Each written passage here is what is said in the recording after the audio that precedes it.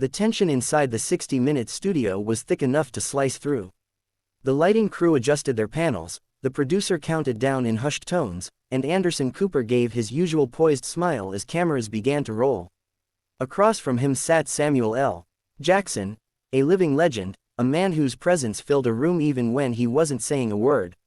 Wearing a dark blue suit and his trademark beret, Jackson leaned back in his chair, exuding calm confidence. He had done hundreds of interviews before, but this one felt different.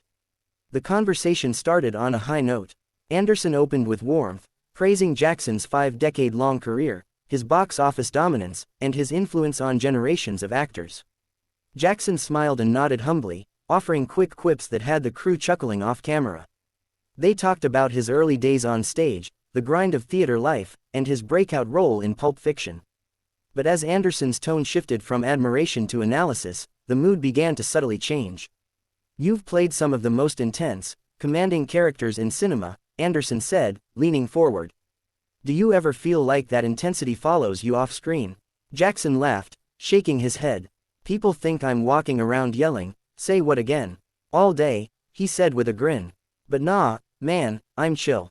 That intensity you see, that's work. I give it to the camera and leave it there."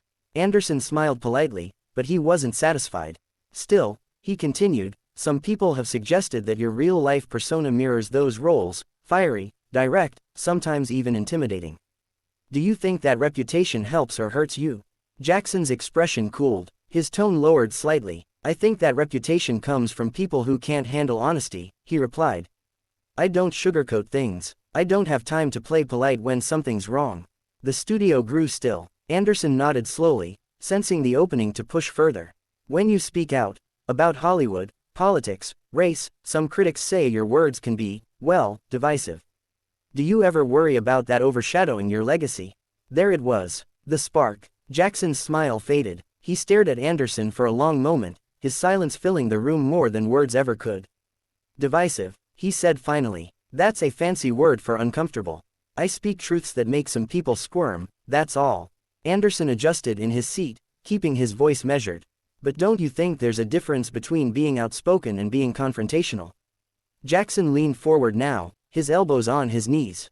"Anderson, you ever notice how when a white actor speaks their mind, they're called bold, fearless, or authentic?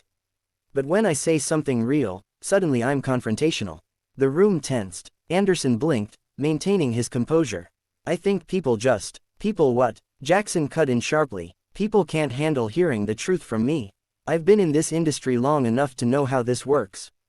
They love me on screen, but when I speak as me, it's a problem." A few crew members exchanged uneasy glances. The air was electric, charged with something raw and unfiltered. Anderson took a breath, clearly trying to de-escalate. "Sam, I didn't mean." But Jackson wasn't letting go. "No, it's fine," he said, leaning back but keeping his gaze locked. "You asked the question, so let's be real about it. I've never apologized for speaking from experience. I've lived through things a lot of people can't even imagine. So if that makes me sound intense, so be it." Anderson's professionalism kept him grounded, but there was a flicker of discomfort in his eyes. He tried to pivot back to safer ground. "Let's talk about your latest film." Jackson interrupted again, his voice calm but cutting. "See, that's what always happens. The moment things get real, people try to change the subject." Now the atmosphere had shifted completely. The easy rhythm from the first 10 minutes was gone. Jackson's tone wasn't angry, it was firm, deliberate, the kind of energy that demands to be heard. "I didn't come here to play nice soundbites," Jackson continued. "I came here to talk about the craft, the struggle, the art. But if what you really want is to poke at me like I'm some kind of headline machine, you got the wrong guy." Anderson hesitated, unsure of how to respond. "Sam, I respect that," he said carefully.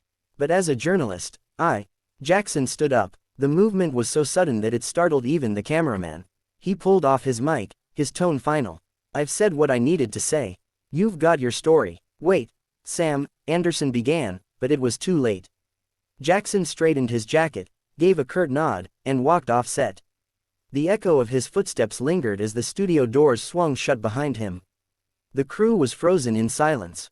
Anderson sat still for a few seconds, staring toward the empty chair across from him. Then he sighed, leaned back, and muttered under his breath, "Well, that just happened." Within minutes, the control room was buzzing. Producers whispered into headsets, debating whether to keep the footage or cut the walkout entirely. But everyone knew, this was going to air. And when it did, it would set the internet ablaze. By sunrise the next morning, the internet had turned into a battlefield. Clips of Samuel L. Jackson walking off 60 Minutes were everywhere, on TikTok, YouTube, and every major news outlet. The footage had already hit 10 million views before breakfast.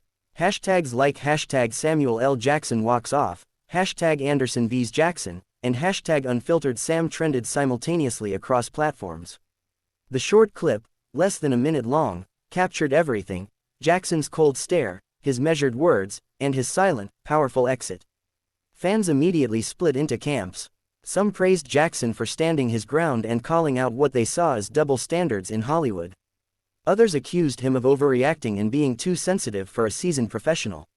Twitter was a storm of opinions. One tweet read, "Samuel L. Jackson didn't walk off, he walked tall." Another said, "Anderson was just doing his job." Not every question is an attack. CBS issued a brief statement that afternoon, attempting to cool the fire. Last night's conversation between Samuel L. Jackson and Anderson Cooper was candid, intense, and unfiltered, it read. "We appreciate both men for their honesty and passion." But by then, the clip had already taken on a life of its own. News anchors replayed it on loop, body language experts were invited to analyze every gesture, and late-night comedians joked about Anderson trying to psychoanalyze the man who played Nick Fury. Anderson Cooper himself appeared calm publicly, though those close to him said he was shaken by how quickly things spiraled. That evening, on CBS This Morning, he addressed the controversy with his usual measured tone. "I have the utmost respect for Mr. Jackson," he said. "He's a powerful storyteller, both on-screen and off. My questions came from a place of admiration, not criticism. I regret that it ended the way it did." Meanwhile, Jackson stayed quiet. No statements, no interviews, no social media posts. Just silence. For a man as outspoken as he was, that silence spoke volumes. Fans began speculating that he was furious, while others suggested he was letting the frenzy burn itself out. Entertainment journalists hunted for a response, but his team declined every request. Days passed, and the intrigue only grew. Then, 5 days later, Jackson broke his silence, not through a network appearance, but through a casual Instagram live. He appeared relaxed, wearing a Lakers hoodie and sipping coffee, the faint hum of jazz playing in the background. "All right," he said, laughing softly, "I guess y'all want me to talk about that damn interview." Thousands of viewers flooded the stream instantly. He leaned back and continued, "Look, I ain't mad. I respect Anderson, always have, but I'm not here to play TV chess. When I feel something's off, I say it. Simple as that. I've been in this game for 50 years, and I've learned that if you don't control your narrative, someone else will." The comments exploded with support. "Tell it, Sam," one user wrote. Another said, "You didn't walk off, you walked away from nonsense." Jackson chuckled when he read that one aloud. "Exactly," he said, "I didn't storm off, I just exited the scene. Sometimes, that's the best line in a script." His calm explanation shifted the tone of the online conversation. Celebrities began weighing in, most of them siding with Jackson. Viola Davis tweeted, "Truth spoken with conviction will always make people uncomfortable." Jamie Foxx wrote, "That's why Sam's the realest in Hollywood." Even Denzel Washington reportedly told a reporter, "That's Sam. Straight shooter. Always has been." Behind the scenes, CBS executives scrambled to figure out how to manage the PR storm. Some wanted to air the full, unedited interview to show context.